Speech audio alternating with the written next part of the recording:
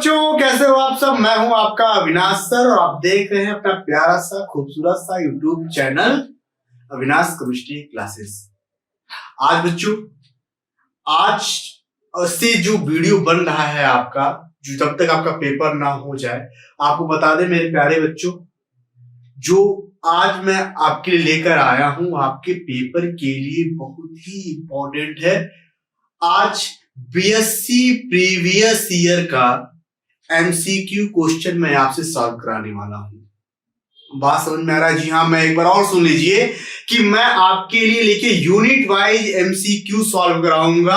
आपके नोट से मैंने छांट के जितने भी अच्छे क्वेश्चन कैसे बन सकते हैं वो मैं आपके लिए लेकर आया हूं। आप लोग इसको जरूर पढ़िएगा। आपको बता दें मेरे प्यारे बच्चों, प्रत्येक यूनिट से, जी एक बार और सुन लीजिए, प्रत्येक यूनिट से मैं आपके लिए क्वेश्चन लेके आया हूं और प्रत्येक यूनिट से मैं आपको इतना इजी क्वेश्चन दूंगा, इतना इजी क्वेश्चन जिससे आप पढ़ के अच्छे मार्क्स को ला सकेंगे।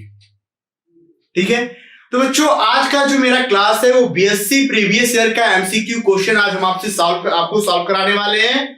बस आप लोग मेरे साथ जुड़े रहिए और बता दें मेरे प्यारे बच्चों कि एमसीक्यू क्वेश्चन कैसे पूछा जाता है। सबसे पहली बात एमसीक्यू के बारे में आपको बता दें, अगर आपका पहली बार एमसीक्यू पेपर देने जा रहे हैं तो पेपर का पैटर्न कैसे आएगा उसको पहले समझ लीजिए। आप ओएमआर सीट मिलेगा आपको, ओएमआर सीट में आपको रोल नंबर, ठीक है, वो जितना फॉर्मेलिटी तो सब पूरा करना है। लेकिन आपको देखिए बार कहीं होता है, आप लोग जब भी, आप लोग बता दें मेरे प्यारे बच्चों, आप लोग जब भी ऐसे राउंड में आएगा, ऐसे राउंड में आपको मिलता आएगा, ठीक है, तो आप लोग क्या करिएगा, ठीक है, जेल पेन मत लीजिएगा, बाल पेन लेके जाइएगा और ये जो भी ऑप्शन सही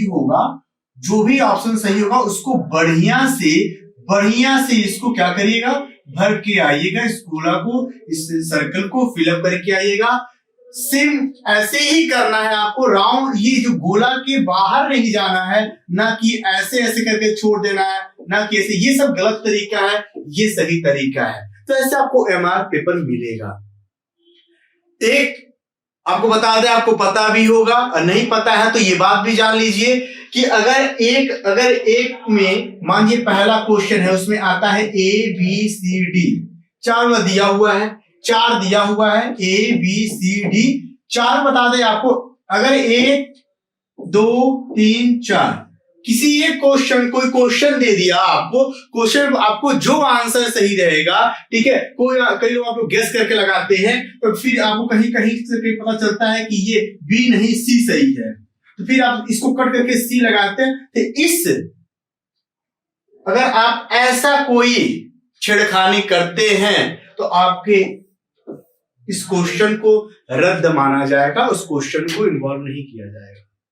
तो ऐसे हमारे पेपर होने वाले, कैसे क्वेश्चन पूछेंगे मेरे प्यारे बच्चों, आपको बता दें कि अगर आपने नोट्स अच्छे से पढ़ा है तो बिल्कुल दिक्कत नहीं होने वाला।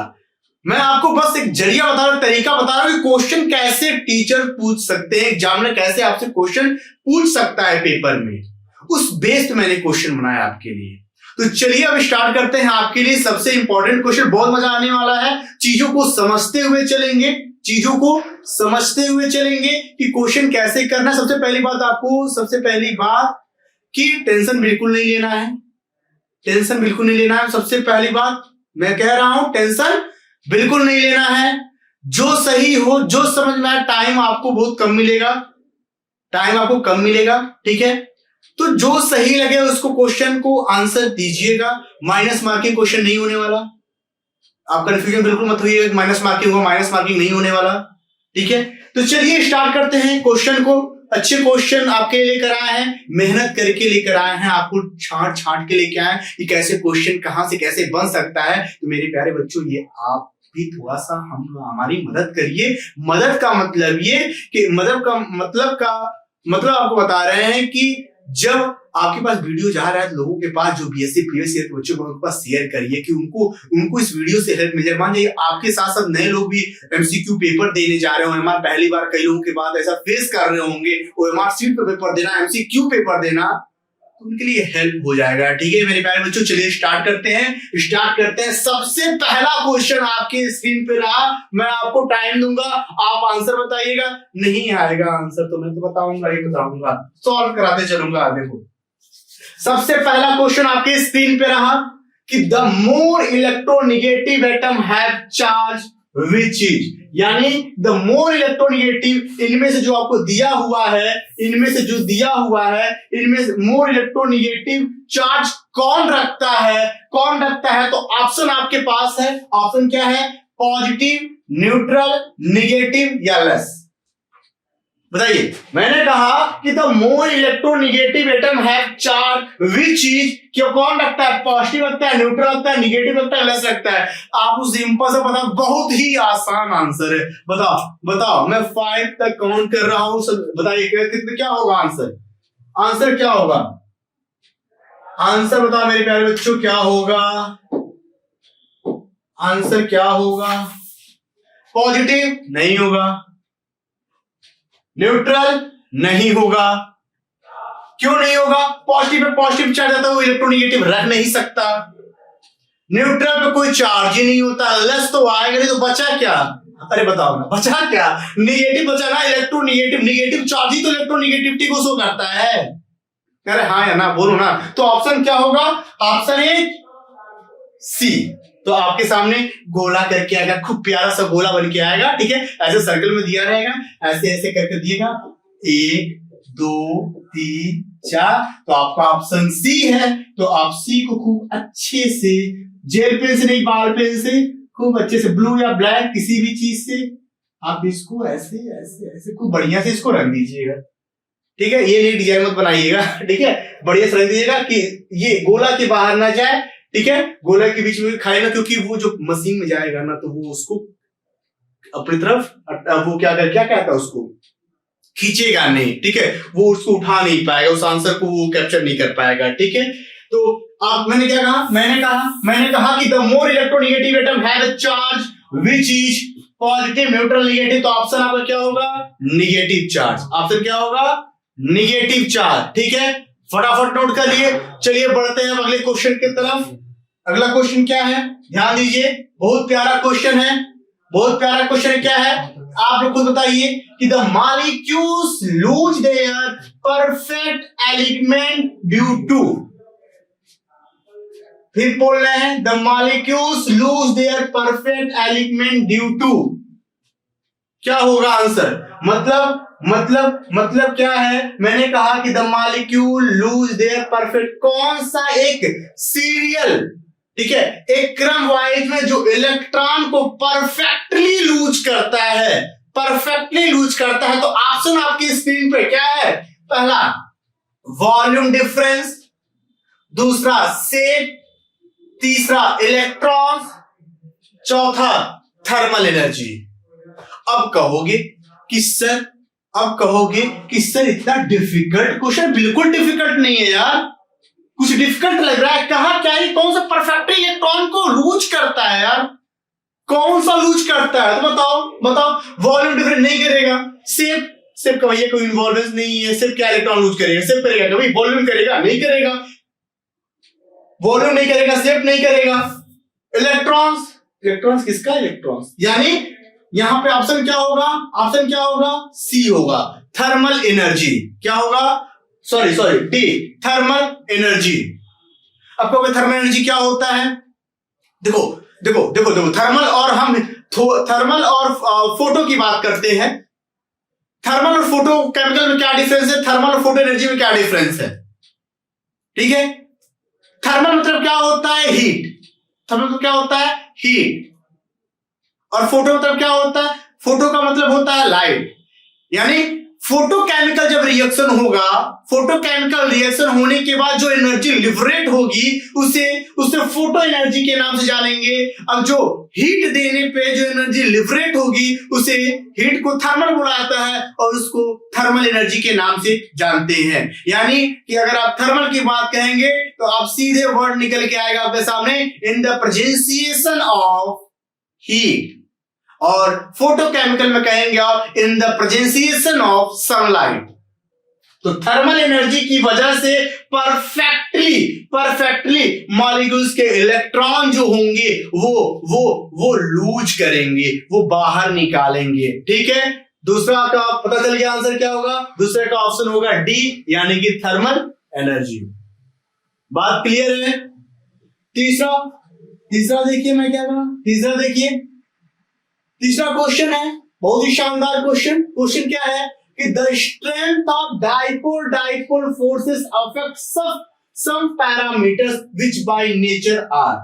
बात देखो कितना मजे वाली बात है, शब्दों को पकड़ो उसकी। कह रहा है कि the strength of dipole forces. अब कहोगे सर डाइपोल फोर्सेस क्या होते हैं, तो आपको बता दें कि किसी भी पोलर मॉलिक्यूल का पॉजिटिव और अनदर पोलर मॉलिक्यूल्स का नेगेटिव चार्ज के बीच का जो अट्रैक्शन से जो ये फोर्स इन्वॉल्व होते हैं, जो फोर्स क्रिएट होते हैं। ठीक है, मैंने क्या कहा, ध्यान समझना। एक मॉलिक्यूल जो होगा पोलर मॉलिक्यूल पॉजिटिव होगा और अनदर पोलर मॉलिक्यूल नेगेटिव होगा, उनके बीच का जो फोर्स होगा उसको कहते हैं डाइपोल फोर्सेस। क्या कहेंगे, डाइपोल फोर्सेस। तो क्वेश्चन क्या पूछ रहा है, क्वेश्चन कह रहा है कि the strength of dipole forces affect सब parameter which by nature are. कौन से इस फोर्स को अफेक्ट, कौन से ऐसे पैरामीटर इस फोर्स को डाइपोल फोर्स को अफेक्ट पहुंचाते हैं। तो आपके सामने ऑप्शन दिया हुआ है। सबसे पहला ऑप्शन है थर्मोडायनेमिक, दूसरा ऑप्शन है वॉल्यूम, तीसरा है प्रेशर और चौथा क्या है, लाइट।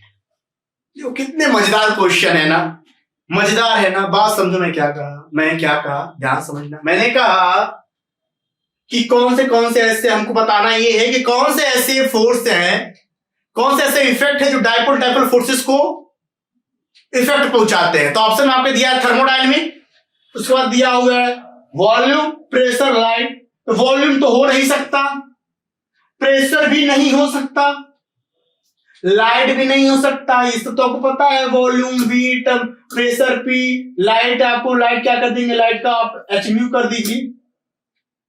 ये नहीं कर सकते हैं भैया, यही ना होगा। अब थर्मोडायनेमिक क्या होता है, थर्मोडायनेमिक मतलब समझते हो क्या होता है, पढ़े हो ना, इंटर में पढ़े हो थर्मोडायनेमिक क्या होता है, पढ़े भी होगे क्लास में। थर्मोडायनेमिक क्या होता है, थर्मोडायनेमिक को अगर दो वर्डों में तोड़ोगे ना, थर्मोडायनेमिक को दो वर्डों में तोड़ोगे, देख लो थर्मोडायनेमिक। थर्मो का मतलब क्या होता है, मैंने अभी बताया। थर्मो का मतलब क्या होता है, हीट। मैं बोला ना, थर्मो का मतलब क्या होता है, हीट। डायनेमिक का मतलब क्या होता है, मोशन करना, मूवमेंट करना। इसे देख लो तुम लोग, मोशन करना। यानी थर्मोडायनेमिक के अंदर हम लोग फ्लो ऑफ हीट के बारे में पढ़ते हैं, यानी कि हीट के मोशन के बारे में पढ़ते हैं। बात समझ में आया। थर्मोडायनेमिक क्या डेफिनेशन क्या दोगे, थर्मोडायनेमिक क्या कहोगे, thermodynamic is the process of which deals with the study of flow of heat. ये हमेशा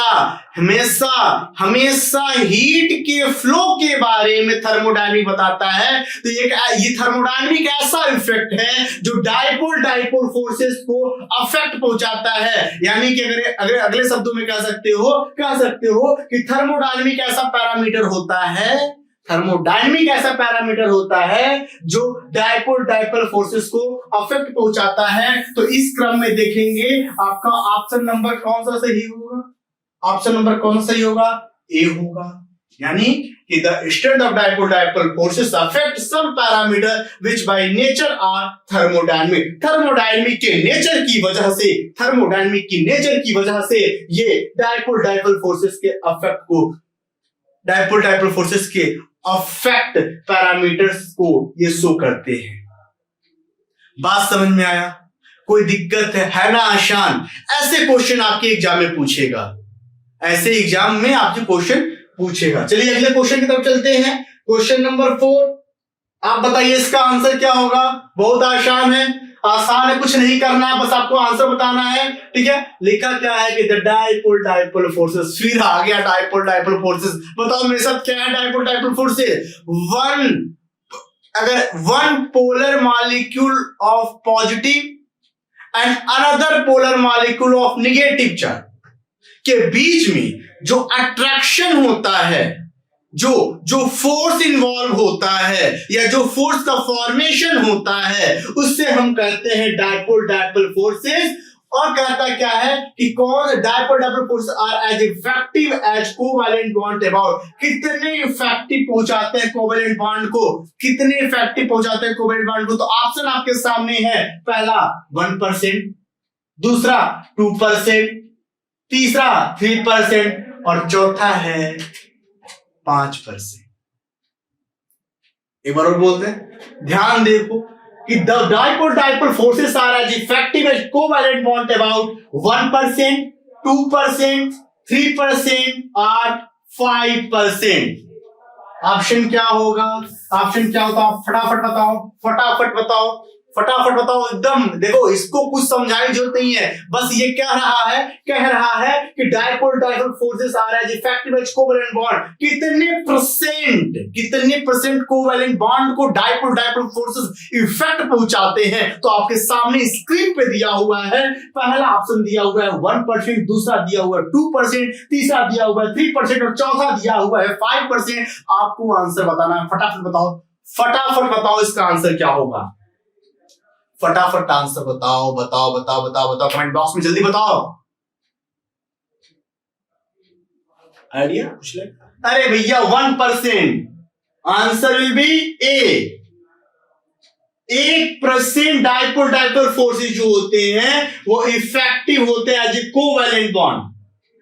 ठीक है, तो ऑप्शन ए होगा। ए के सामने बढ़िया से गोला बना दीजिएगा, जो ग्राउंड दिया रहेगा ऑप्शन ए होगा। अगला क्वेश्चन चलते हैं, अगले क्वेश्चन की तरफ चलते हैं। 5वां क्वेश्चन, ये यूनिट फर्स्ट के लिए, सिर्फ यूनिट फर्स्ट से है ये क्वेश्चन। देखो, अब अरे यार कितने मजेदार क्वेश्चन है। देखो, विच स्टेटमेंट इज इनकरेक्ट, कौन सा ऐसा स्टेटमेंट इनमें से गलत है? देखो देखो देखो, ऐसे केस में ना लोग मारे जाते हैं, बहुत से बड़े धुरंधर पढ़वैया लोग होते हैं ना, मारे जाते हैं। क्योंकि यहां पे जो हम लोग कहते हैं बार बार आपसे कि धैर्य बना के बैठना पेपर में, जो लोग धैर्य नहीं बनाते हैं तो ऐसे क्वेश्चन में वो गलत करके ही आते हैं। अब लोग पढ़ेंगे क्या, जल्दी में पढ़ेंगे, क्वेश्चन है सामने, हमको आ रहा है, क्या लिखा, विच स्टेटमेंट इज करेक्ट। इन गया तो क्वेश्चन भी गया। ठीक है, इन गया तो क्वेश्चन भी गया। यानी कि इसलिए कह रहे हैं धैर्य बना के सही से पहले क्वेश्चन को पढ़िए कि क्वेश्चन कह क्या रहा है। तो क्वेश्चन कह क्या रहा है ये आपको बताना है कि ये जो चारों ऑप्शन दिया गया है आपके सामने, इन चारों ऑप्शन में गलत कौन सा है, यानी कि इनकरेक्ट कौन है। Which statement is incorrect?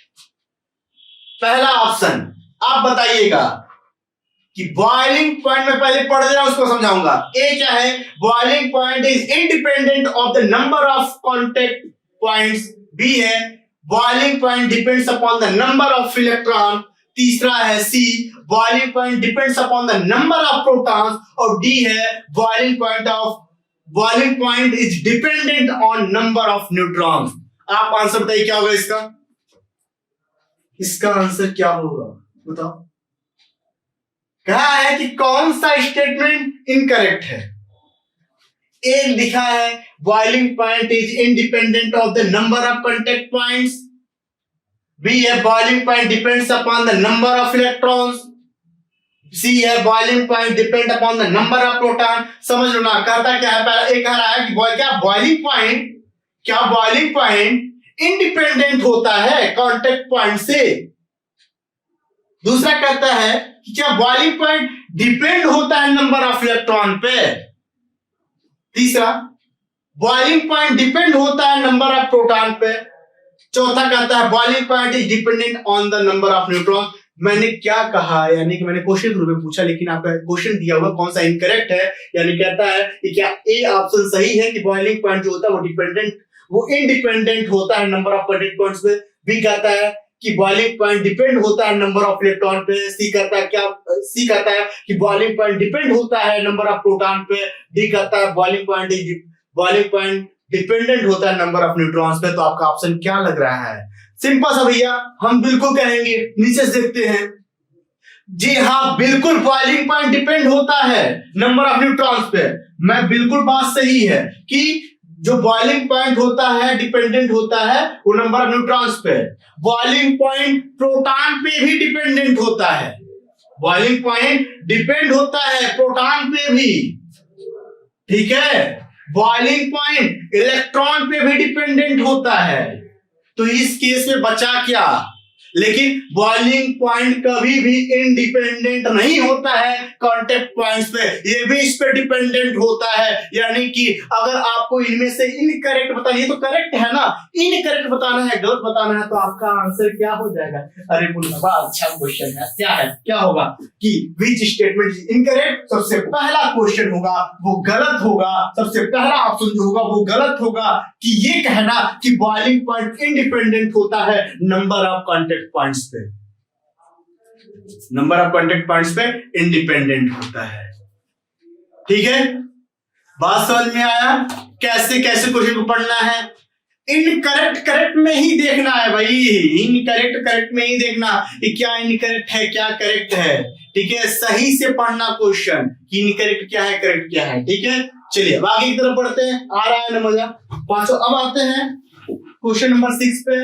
ये देखो कितने मजेदार क्वेश्चन है। कह क्या रहा है? सबसे आसान क्वेश्चन कह क्या रहा है कि noble gases can be liquefied at, noble gases can be liquefied at. किस पर नोबेल गैस लिक्विड पोजीशन में आता है?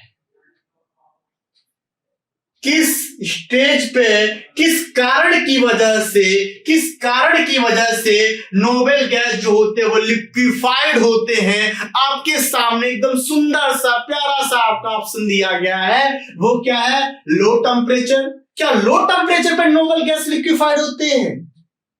क्या हाई टेम्परेचर पे, या फिर क्या लो प्रेशर पे, या फिर हाई बॉन्ड एनर्जी पे? बताओ बताओ क्या क्या है? कितना शानदार क्वेश्चन पूछा हुआ है। सबसे शानदार क्वेश्चन आपके लेके मैं आया हूं। क्या पूछा है कि noble gases can be liquefied. Noble gas जो होते हैं वो लिक्विफाइड कब होते हैं? ऑप्शन ए, क्या टेम्परेचर कम कर दिया जाए, ऑप्शन बी, क्या टेम्परेचर को बढ़ा दिया जाए, या ऑप्शन सी, क्या प्रेशर को कम कर दिया जाए, या ऑप्शन डी, क्या बॉन्ड एनर्जी को बढ़ा दिया जाए। तो आपका ऑप्शन क्या होगा? ऑप्शन क्या होगा? कहोगे कि हाई टेम्परेचर, लो प्रेशर और हाई बॉन्ड एनर्जी का मतलब ही नहीं है। आपका सिंपल सा फंडा आपके सामने जो आंसर होगा वो होगा लो टेम्परेचर। क्या होगा? Low temperature. लो टेम्परेचर का मतलब कम उष्मा देने पे, कम हीट देने पे ही नोबेल गैस लिक्विफाइड यानी लिक्विड में कन्वर्ट होता है, लिक्विडफाइड होता है। तो आपका ऑप्शन नंबर ए हो जाएगा। ए के सामने प्यारा सा बोला करिएगा, ठीक है। ए के सामने यानी कि जो सही होगा, नहीं कि लो टेम्परेचर बी पे दिया तो ए को कर दे, नहीं, जिस नंबर पे दिया होगा ये क्वेश्चन का आंसर लो टेम्परेचर बी पे, तो बी पे करिएगा। ए पे है, इसमें मेरे क्वेश्चन में ए पे है, तो लो टेम्परेचर पे आप क्या कर देंगे? ट्रिक नोट करना, हम बस आपको बता रहे हैं, सर्कल करना है, गोला भरना है, ठीक है ना मजेदार? है ना मजेदार? चलो अगले टॉपिक पे चलते हैं। 7वां क्वेश्चन क्या है कि in order to increases the van der Waals forces, in order to increases the van der Waals forces, option A, contact points shall be minimized, B, contact points shall be made extinct, C, number of electrons shall be increased, D, number of protons shall be reduced। यानी कि इनमें आपको increasing order बताना है van der Waals forces को। कौन सा option सही है, कौन सा ऑप्शन सही है? मेरे प्यारे बच्चों बताओ, मैं भी बताता हूं क्या होगा। बताओ बताओ बताओ बताओ। देखो, contact point shall be minimized, नहीं, contact point shall be made extinct, नहीं, number of proton shall be reduced, नहीं। यानी कि ऑप्शन क्या होगा? Number of electron shall be increased।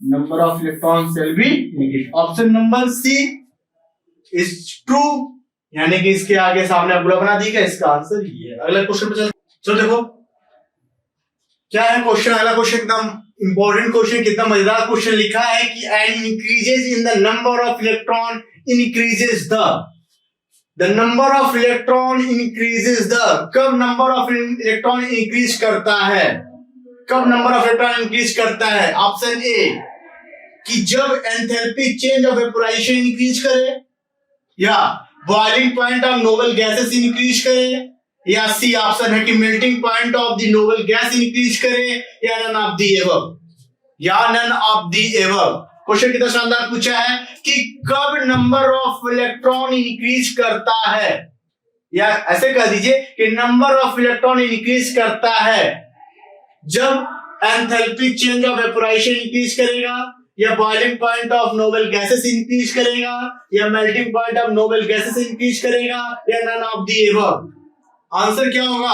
Answer मेरे प्यारे बच्चों ऑप्शन जो होगा वो होगा जब एंथैल्पी चेंज होगा वेपोराइजेशन में, यानी कि increases the enthalpy change of vaporisation. Option A is the right answer. Option A is the right answer. ठीक है, option A is the right answer. ठीक है, अगले क्वेश्चन की तरफ चलते हैं। अगला क्वेश्चन ध्यान देखिए, अगला क्वेश्चन पूछा हुआ है कि विच bond act like a bridge two molecule formed by A covalent bond. कौन से ऐसे बॉन्ड हैं जो एक्ट करते हैं लाइक ब्रिज की तरह एक्ट करते हैं दो मॉलिक्यूल के बीच में जब कोवैलेंट बॉन्ड का फॉर्मेशन होता है। तो ऑप्शन ए दिया हुआ है, क्या वो कोवैलेंट बॉन्ड होते हैं, क्या वो आयनिक बॉन्ड होते हैं, क्या वो हाइड्रोजन बॉन्ड होते हैं, क्या वो मेटालिक बॉन्ड होते हैं। एक बार और सुन लीजिए कि क्या वो कोवैलेंट बॉन्ड होते हैं, क्या वो आयनिक बॉन्ड होते हैं, क्या वो हाइड्रोजन बॉन्ड होते हैं, या क्या फिर वो मेटालिक बॉन्ड होते हैं। कौन से इन चारों में से कौन सा ऐसा बॉन्ड होता है जो कोवैलेंट बॉन्ड के फॉर्मेशन ब्रिज की तरह एक्ट करता है, ब्रिज की तरह एक्ट करता है। ऑप्शन क्या होगा बताओ, ऑप्शन क्या होगा?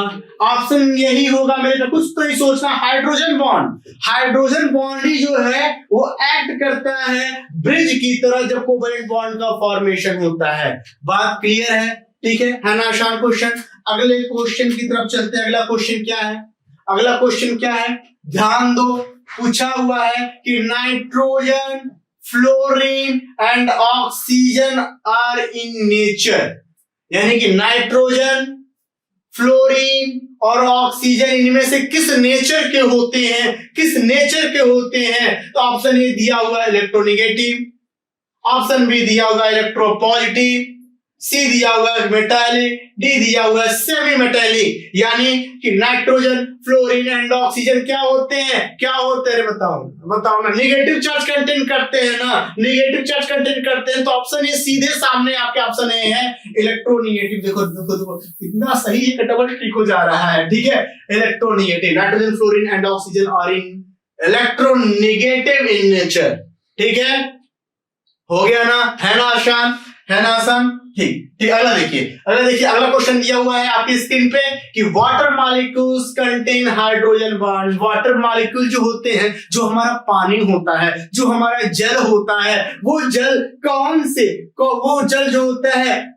वो जल हाइड्रोजन बॉन्ड को कंटेन करता है। आपको बता दें कि हाइड्रोजन बॉन्ड दो तरीके के होते हैं, intermolecular and intramolecular hydrogen bond. तो आपके ऑप्शन क्या दिया हुआ है? क्वेश्चन दिया है कि water molecules contain hydrogen bond.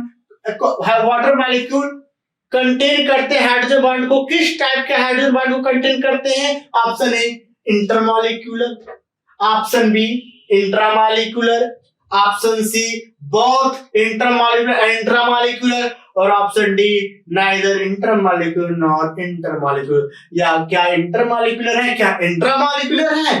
क्या दोनों है या फिर दोनों नहीं है? तो ऑप्शन ए क्या होगा?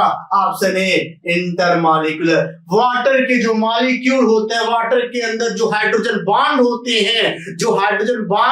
हैं, उनके बीच में जो हाइड्रोजन बॉन्ड होता है वो होता है इंटरमॉलिक्यूलर हाइड्रोजन बॉन्ड। क्लियर है? चलो देखो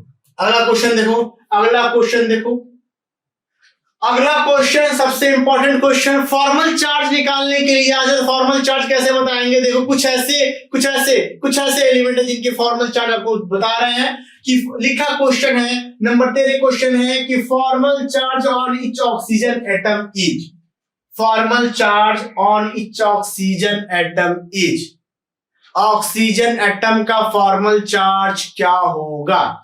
ऑप्शन दिया हुआ है -2 होगा, -1 होगा, या फिर 0 होगा, या फिर +1 होगा। बताइए जल्दी बताइए। Formal charge of oxygen atom की बात कर रहे हैं ना, O2 की बात नहीं कर रहे हैं, ऑक्सीजन एटम की बात कर रहे हैं ना मेरे प्यारे बच्चों। तो इसका आंसर क्या होगा? अरे बताओ ना, इसका आंसर क्या होगा? फटाफट बताओ। अगर ऑक्सीजन मॉलिक्यूल के बारे में बात कर रहे हैं तो कार्बन जो फॉर्मल चार्ज ऑफ ऑक्सीजन होगा वो 0 होगा। क्या होगा? 0 होगा। क्या होगा? 0 होगा। ठीक है, formal charge of oxygen atom 0 होगा। ठीक है, आगे देखो। अगला क्वेश्चन देखो, रेजोनेंस से मैंने क्वेश्चन उठाया है। रेजोनेंस क्या होता है? डीलोकलाइजेशन ऑफ पाई बॉन्ड या पाई इलेक्ट्रॉन। समझ रहे हो ना? रेजोनेंस क्या होता है? रेजोनेंस मतलब क्या होता है? Delocalisation of pi bond. तो उस रेजोनेंस से मैं क्वेश्चन आपके लिए कितना शानदार बनाया हूं, आप देखिएगा। आप देखिए पूछा क्या है कि रेजोनेंस इफेक्ट इन्वॉल्व। इनमें से कौन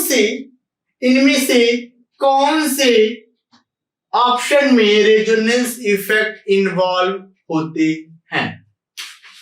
ठीक है, डीलोकलाइजेशन देखिए यहां गलती हो गया है, मिस प्रिंट हो गया है, आपको दिखा दे। ये O नहीं है, रे, ये गलती हो गया। यहाँ पे होगा सिग्मा।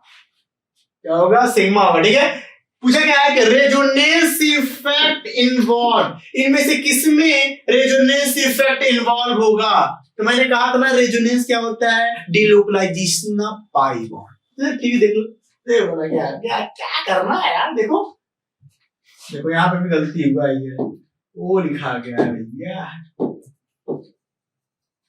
यहाँ पे भी क्या होगा? अरे बोलो इतना समझदार तो हो ही गया। हाँ, अब ठीक है। तो ऑप्शन क्या? मैं तो अभी आंसर बता ही दिया, फिर भी कई लोग बैठे होंगे मूर्ति बन के। देखो, resonance effect involve delocalisation of sigma electron. नहीं रे बाबा, ऐसा नहीं होगा। Partial displacement of electron. नहीं रे, ये भी नहीं होगा। ऑप्शन डी क्या है? Delocalisation of pi signal. अरे बिल्कुल नहीं रे, मैंने जब कहा ना कि डीलोकलाइजेशन ऑफ पाई इलेक्ट्रॉन, तो मार दो, सीधे ट्रिक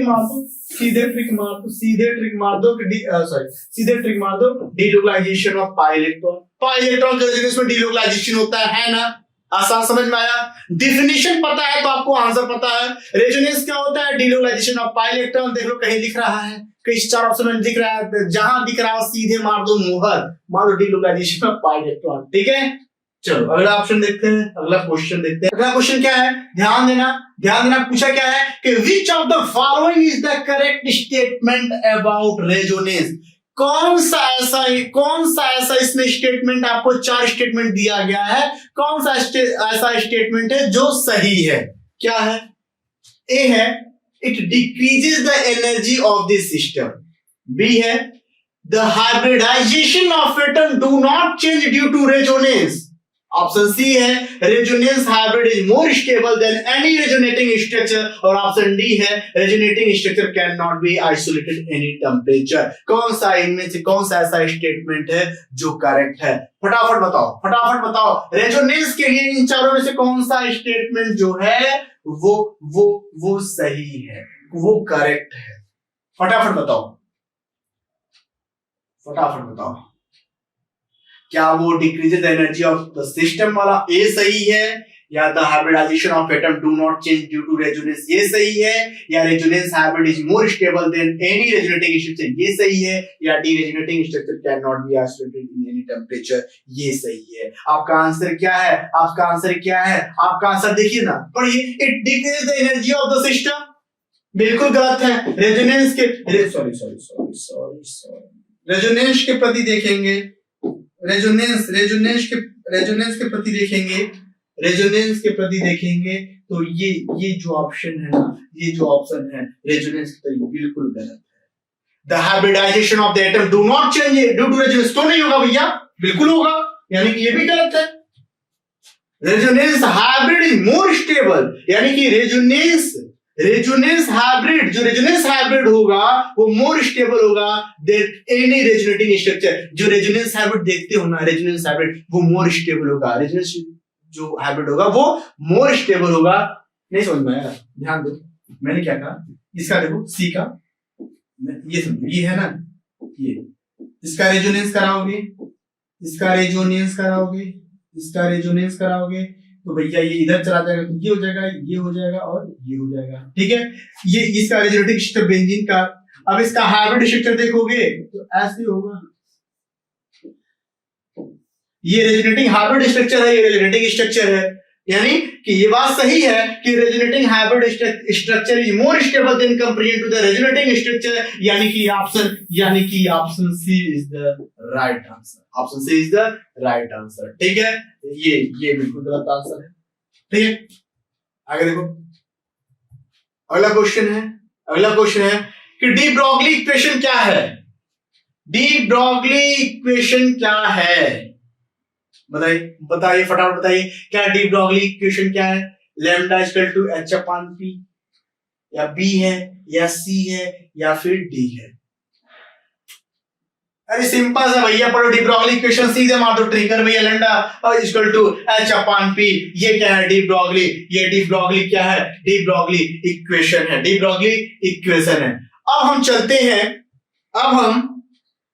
हैं यूनिट फर्स्ट के लास्ट क्वेश्चन पे, यूनिट फर्स्ट केमिस्ट्री के यूनिट फर्स्ट के लास्ट क्वेश्चन पे, जो आपके पेपर के पॉइंट ऑफ व्यू से इंपॉर्टेंट है। वो लास्ट क्वेश्चन क्या है, आपकी स्क्रीन पे आप देखिए क्या लिखा हुआ है कि the list electron of potassium enters into 4s orbital through it has the balanced 3d orbital, the fact is based on, यानी क्या कह रहा है कि 4s ऑर्बिटल 3d ऑर्बिटल के पहले भरा जाता है, 3d ऑर्बिटल के पहले भरा जाता है। ये जो सिद्धांत, ये जो बातें बताई गई, ये बातें इन चारों पर से किस पे डिपेंड करता है, ऑप्शन ए अबाउ प्रिंसिपल पे, या ऑप्शन बी हाइजेनबर्ग पे, या ऑप्शन सी हुम्स रूल पे, या option D Pauli exclusion principle. Aufbau principle क्या कहता है, अबाउ प्रिंसिपल कहता है किसी भी ऑर्बिटल में इलेक्ट्रॉन की एनर्जी लेवल को इंक्रीजिंग ऑर्डर में रखना अबाउ प्रिंसिपल कहलाता है। तो ऑप्शन यही सही है भैया,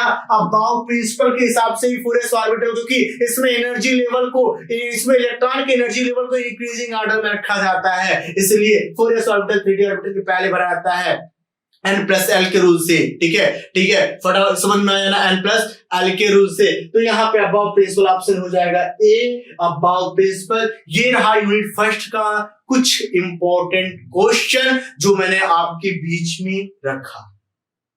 अब यूनिट सेकेंड का मैं बहुत जल्दी आपके लिए, आपके पेपर से पहले unit second, unit third and unit fourth का मैं आपके लिए ऑब्जेक्टिव क्वेश्चन बना के लाऊंगा, जो आपके लिए बहुत ही मददगार साबित होगा। इस वीडियो को जितना हो उतना दोस्तों के बीच में शेयर कर दीजिए, ठीक है। फटाफट आप तैयारी जम के करिए, कोई भी दिक्कत होगा तो आप हमें कमेंट बॉक्स में जरूर पूछ सकते हैं। तब तक के लिए टाटा बाय बाय।